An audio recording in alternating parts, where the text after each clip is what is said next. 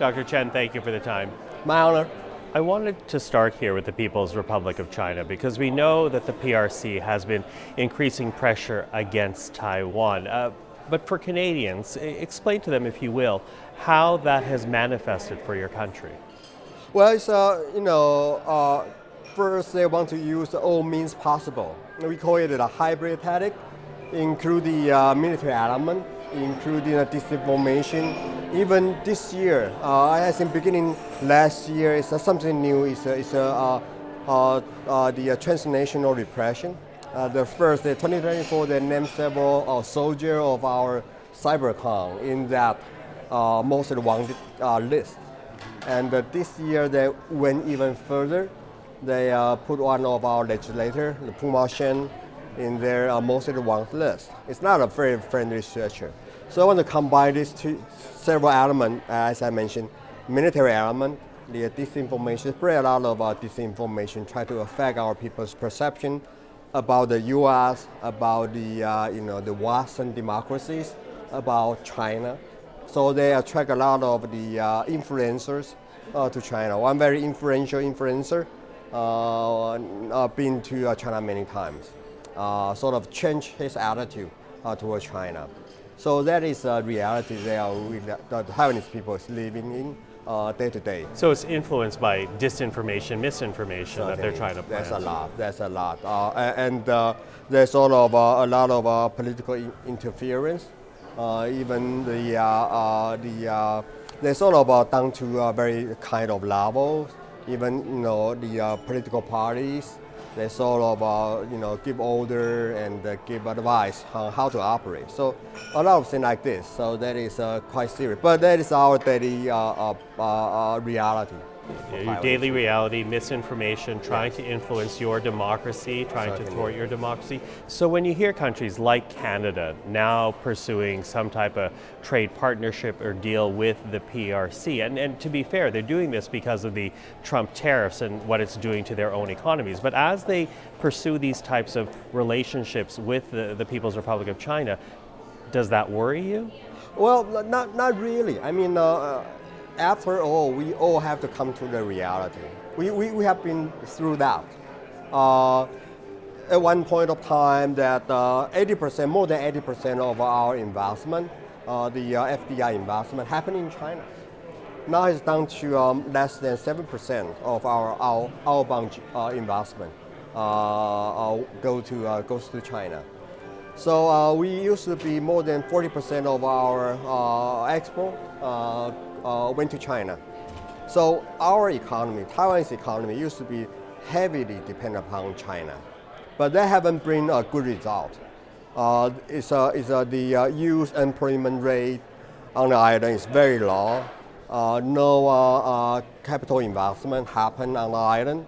So that is a thing that makes us wonder what's the benefit of going to China.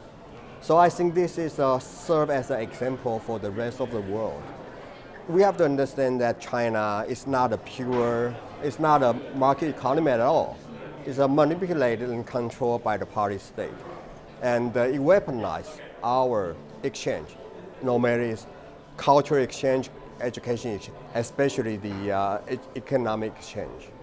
So for us, the dependency give them the leverage to influence your own policy. I think that happened even in Canada after the two Michaels event, and in Australia when the Australian government want to hold China accountable for the origin of the virus, called COVID virus.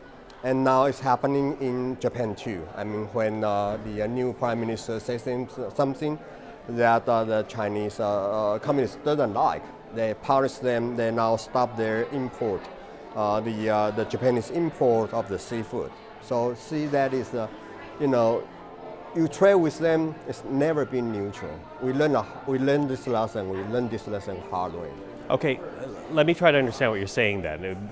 You are making the argument that based on Taiwan's experience, when the countries like Canada get deeper and deeper into relationship with the PRC, you think what, that there's going to be a limitation to that relationship? Certainly. They have promised to the U.S. during the Trump and Xi Jinping's summit on the side of APAC this year, just last year.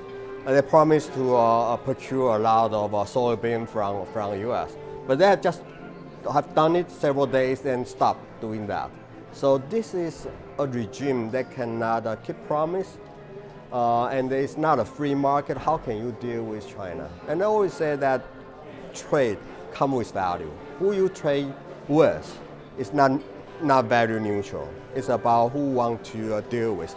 You don't want to trade with someone who will get in the way. Who are you going to make friends with?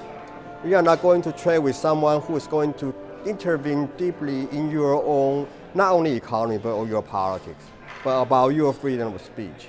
So that is something that we earned it from our experience dealing with China. So Taiwan, the Republic of China, has a huge delegation here in Halifax. What's the message that you want to share with the delegates gathered here at the Security Forum? Basically, that we have continued to participate in the Halifax Security Forum. It's a good platform to us to deliver a message. Our message is simple and clear. It's about that Taiwan is a responsible party of the peace and stability of the Taiwan Strait. And we see our own defense. It's no one else but our own responsibility. And we are doing that. We are going to increase our defense spending next year. There will be 3.32% of our GDP. It's growing very fast, our GDP. So the president promised to reach the by the year of 2030, to reach the 5% mark according to the NATO standard.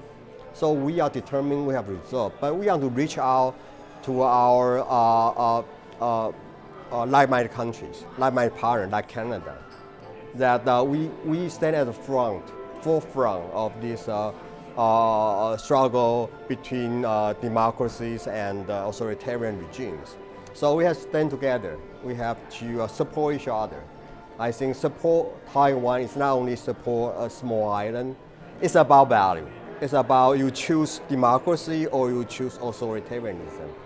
So we see ourselves serving at the forefront of a democracy fight against authoritarian expansion. And we think that we feel that we are obligated, not only to our own people, but to the international society. But we need support. No matter it's about political signaling, no matter it's about help us to strengthen our defense, no matter it's about speak up for us in the international organization. That all matter. That all matter. That give us people, that get our people confidence and knowing that they are not fighting this battle alone. Dr. Chen, thank you for the time. Thank you.